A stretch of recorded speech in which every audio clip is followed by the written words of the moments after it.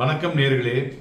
நமது இந்திய பங்கு சந்தைகள் கடந்த ஒரு 15 நாளாக பார்த்தோம்னா ஒரு சேலஞ்சிங் ட்ரபுலன்ஸ்னு சொல்லலாம்.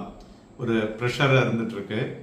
அதே சமயத்தில் ரிசர்வ் பேங்க் ஆஃப் இந்தியாவும் என்ன பண்ணாங்க, ரெப்போ ரேட்டை பார்த்தீங்கன்னாக்க ஹோல்ட் பண்ணி வச்சிருக்காங்க இப்போ 5.5%. ஸோ மெயினாக எஸ்கலேட்டிங் யூஎஸ் டாரிஃப் டென்ஷன் தான் அது ஒரு முக்கிய காரணம் என்று சொல்லலாம். அதுமாரி குளோபல் ரிஸ்க் ஆஃப் சென்டிமெண்ட்டும் பார்த்தீங்கன்னா ஒரு நெகட்டிவாக இருக்கு. ஸோ நம்மளுடைய debit start of Q1 FY26 earnings session. So இவையெல்லாம் சேர்ந்து ஒரு potential steeper tariff in the future இருக்குமோ அப்படிங்கிற ஒரு பயத்தில் சந்தைகளில் பார்த்தோம்னா FII வித்து குவிச்சிட்டு இருக்காங்க மறுபுறம். பட் நம்மளுடைய யூனிலேட்டரல் மூவில் பார்த்தோம்னா நம்மளுடைய ஸ்ட்ராட்டஜிக் டெசிஷனில் இந்தியாவுடைய அரசாங்கம் கிளியராக இருக்கு. அதனால நம்மளுடைய எக்ஸ்போர்ட்ஸில் பார்த்தோம்னா ஒரு 2% தான் கண்ட்ரிஸ் ஜிடிபியில் அஃபெக்ட் ஆகக்கூடும் அப்படிங்கிற விஷயமும் இருக்கிறது. அதோட வாலட்டிலிட்டி இண்டெக்ஸும் பார்த்தோம்னா இந்த நியர் டேர்ம் மார்க்கெட் வாலட்டிலிட்டி ஒரு ஸ்பைக்டு நோட்டபிள்னு சொல்லலாம். ஸோ எலிவேட் அதாவது இன்வெஸ்டர்ஸ்னுடைய நர்வஸஸ்னஸ் அது மூலியமாக நம்மளால கடந்த சில மாதங்களாகவே பார்க்க முடிஞ்சதுன்னு சொல்லலாம். ஸோ மேலும் இந்த மாதிரி சமயத்தில் பார்த்தோம்னா எஃப்ஐனுடைய அவுட்ஃப்ளோவும் ஒரு கன்சிடரபிளாக வெளில எடுத்திருக்காங்க.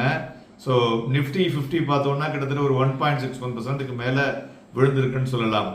பட் ரியாலிட்டி இண்டெக்ஸ் பார்த்தோம்னா த பிக்கஸ்ட் ஹிட் இதில் பிளஞ்சிங் ஓவர் மோர் தென் 10%.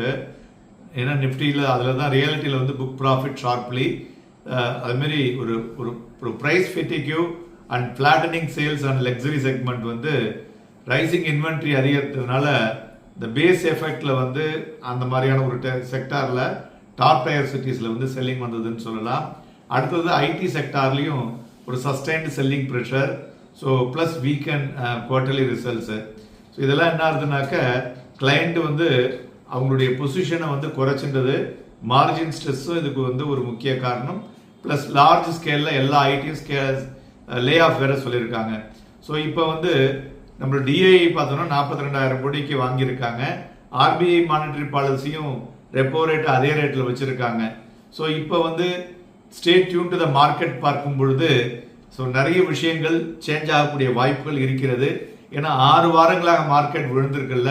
நாம் நேற்றே சொல்லியிருக்கோம் எந்தெந்த துறைகள்லாம் 15% 25% விழுந்திருக்கு, including mid and small. So அதனால அதெல்லாம் ஸ்லோவாக வாங்குவதற்கு ஏற்ற தருணமாக இருக்கும் என்று எதிர்பார்த்து நீங்கள் கொஞ்சம் கொஞ்சமாக வாங்க ஆரம்பிக்கலாம் ஃபார் லாங் டேர்ம் இன்வெஸ்ட்மெண்ட். நன்றி, வணக்கம்.